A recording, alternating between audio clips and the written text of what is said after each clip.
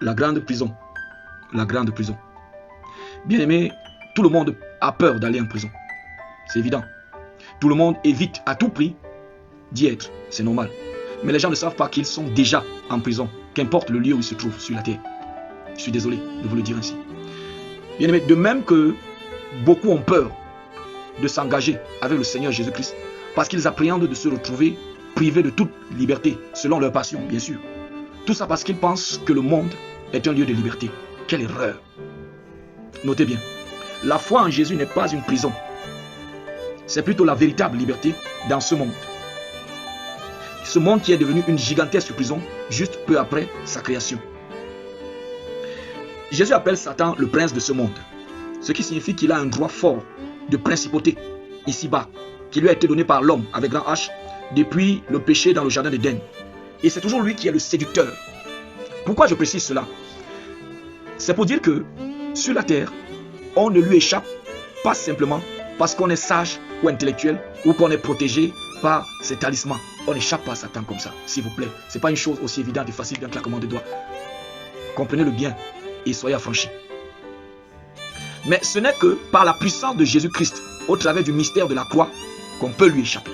Amen. Car les autres moyens, les sectes, les philosophies, l'astrologie, ne sont que des moyens pour séduire l'homme par son ego.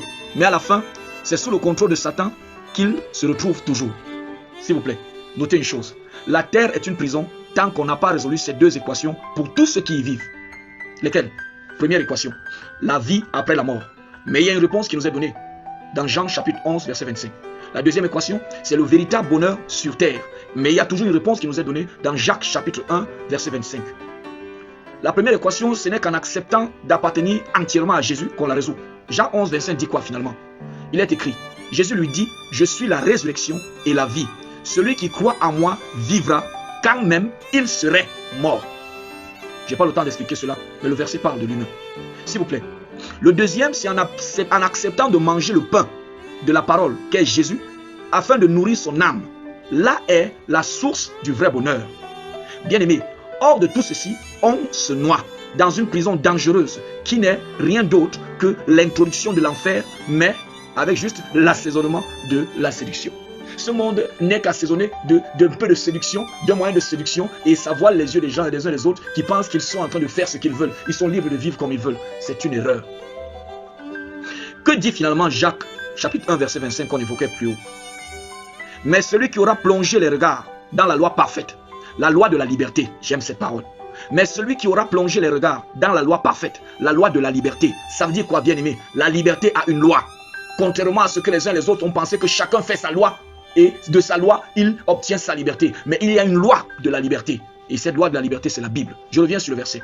Mais celui qui aura plongé ses regards, plongé les regards dans la loi parfaite, la loi de la liberté, et qui aura persévéré, n'étant pas un auditeur oublieux, mais se mettant à l'œuvre, celui-là sera heureux dans son activité. Je veux te demander, tu es quoi? Professeur, agriculteur, fonctionnaire, ministre? Tu es quoi? Tu es même diacre, pasteur? Tu es sportif? Je ne sais pas ce que tu fais, mais je vais te dire une chose.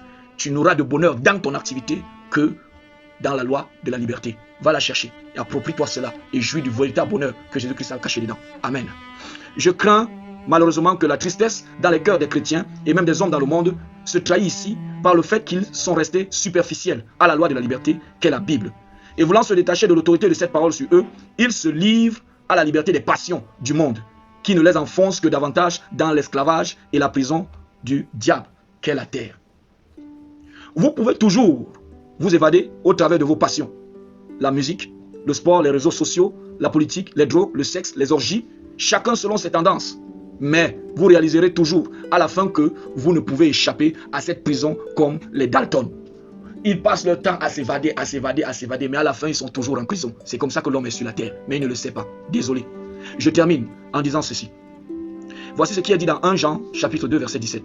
Et le monde passe et sa convoitise aussi. Et le monde passe et sa convoitise aussi. Mais celui qui fait la volonté de Dieu demeure éternellement. Alors je te laisse avec cette parole et je te donne un dernier conseil. Sois libre pour l'éternité. Ou alors, sois libre dans une prison qui prépare l'enfer. Mais je veux que tu saches une chose. Jésus peut te libérer, il peut te délivrer. Il peut te rendre véritablement libre. Shalom.